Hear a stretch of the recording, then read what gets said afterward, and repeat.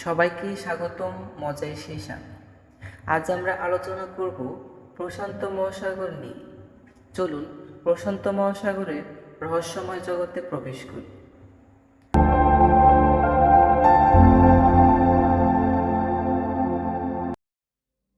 প্রশান্ত মহাসাগর পৃথিবীর বৃহত্তম এবং গভীরতম মহাসাগর। এটি বিশ্বের মোট মহাসাগরের প্রায় 63% এবং পৃথিবীর মোট পৃষ্ঠে প্রায় 30% অংশ দখল করে আছে। এই মহাসাগরের নামকরণ করেন পর্তুগিজ নাবিক ফার্দিনান্দ ম্যাগেলান। তিনি প্রশান্ত মহাসাগরকে শান্তিপূর্ণ পানির জন্য এই নাম দেন।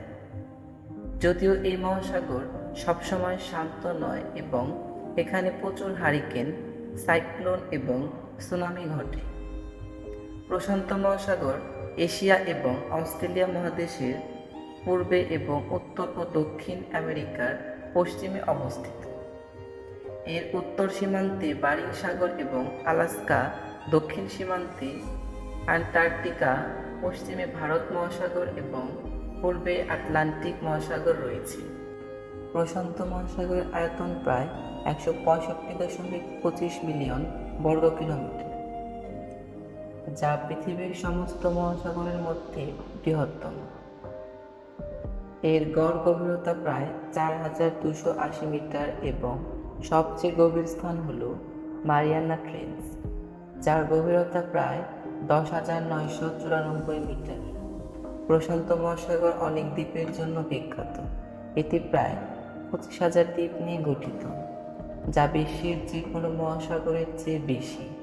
এই দ্বীপগুলি 3টি প্রধান অঞ্চল হিসেবে ভাগ করা হয়েছে: মেলানেশিয়া, মাইক্রোনেশিয়া এবং পলিনেশিয়া। প্রশান্ত মহাসাগর শুধুমাত্র ভৌগোলিকভাবে বড় নয়, এটি অর্থনৈতিক, পরিবেশগত এবং বৈজ্ঞানিকভাবে অত্যন্ত গুরুত্বপূর্ণ। প্রশান্ত মহাসাগর বাণিজ্যিকভাবে গুরুত্বপূর্ণ কারণ এটি বিশ্বের প্রধান বাণিজ্যিক সমুদ্র পথগুলির মধ্যে অন্যতম। এই মহাসাগরের মাধ্যমে এশিয়া এবং আমেরিকার মধ্যে প্রচুর পণ্য পরিবহন করা হয়। অনেক গুরুত্বপূর্ণ বন্দর যেমন সাংহাই, সিঙ্গাপুর, লস অ্যাঞ্জেলেস এবং টোকিও এই মহাসাগরের তীরে অবস্থিত। প্রশান্ত মহাসাগর প্রচুর সামুদ্রিক জীববৈচিত্র্যের জন্য পরিচিত। এখানে হাজার হাজার প্রজাতির মাছ, কচ্ছপ, তিমি এবং ডলফিনের আবাসস্থল। তবে শিল্প ও সমুদ্র দূষণের কারণে অনেক প্রজাতি বিলুপ্তির পথে। প্রশান্ত মহাসাগরের গেট ব্যারিয়ার রিফ নামে বিশাল প্রবাল প্রাচীর অবস্থিত। এটি বিশ্বের সবচেয়ে বড় প্রবাল প্রাচীর এবং এটি জীববৈচিত্র্যে সমৃদ্ধ।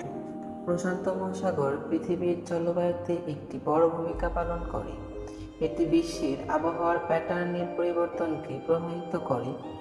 দুইটি প্রধান ঘটনা যা মহাসাগরের তাপমাত্রা এবং জলবায়ুর উপর বড় প্রভাব ফেলে তা হল এল নিনো এবং লা নিনা।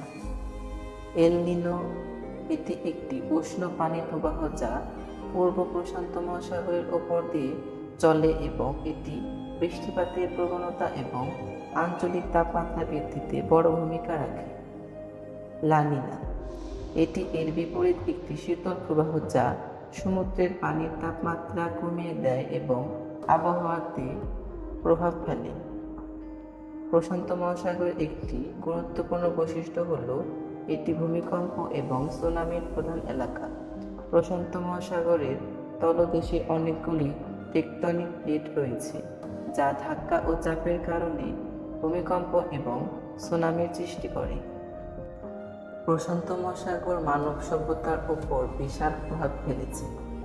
হাজার বছর ধরে প্রশান্ত মহাসাগরীয় অঞ্চলের লোকেরা সমুদ্র পেরিয়ে বসতি স্থাপন করেছে এবং বাণিজ্যিক ও সাংস্কৃতিক যোগাযোগ করেছে। প্রাচীনকালে পলিনেশিয়ান, মাইক্রোনেশিয়ান এবং মেলানেশিয়ানদের মধ্যে অনেক উপজাতি প্রশান্ত মহাসাগরের দ্বীপগুলিতে বসতি স্থাপন করেছিল।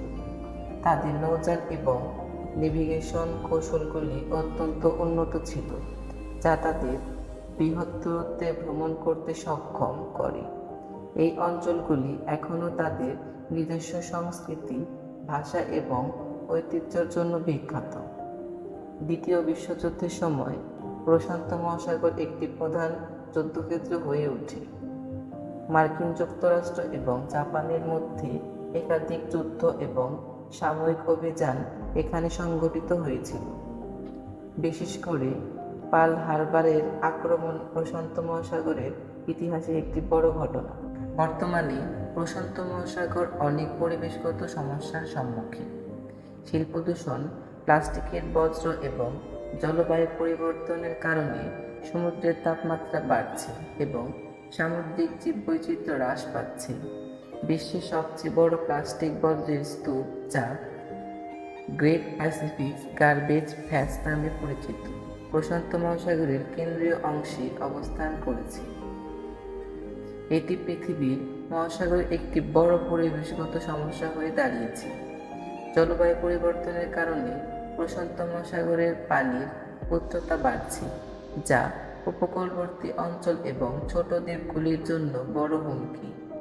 অনেক প্রশান্ত মহাসাগরীয় দেশ এবং দ্বীপপুঞ্জ বন্যা এবং সমুদ্রের পানির উচ্চতা বৃদ্ধির ফলে ক্ষতিগ্রস্ত হচ্ছে। প্রশান্ত মহাসাগর পৃথিবীর ইতিহাসে একটি গুরুত্বপূর্ণ ভূমিকা পালন করে চলেছে। শুধু এর আকার বা অবস্থান নয়, বরং এর জীববৈচিত্র্য, সাংস্কৃতিক প্রভাব এবং বৈশ্বিক আবহাওয়া ও পরিবেশের প্রভাবের কারণে। যদিও এটি বাণিজ্য এবং জীববৈচিত্র্যের জন্য খুবই গুরুত্বপূর্ণ, তবে মানব কার্যকলাপের কারণে এটি এখন অনেক চ্যালেঞ্জের সম্মুখীন। আমাদের দায়িত্ব হলো এই মহাসাগর এবং এর আশেপাশের পরিবেশকে সংরক্ষণ করা এবং এর জীবনশক্তিকে রক্ষা করা।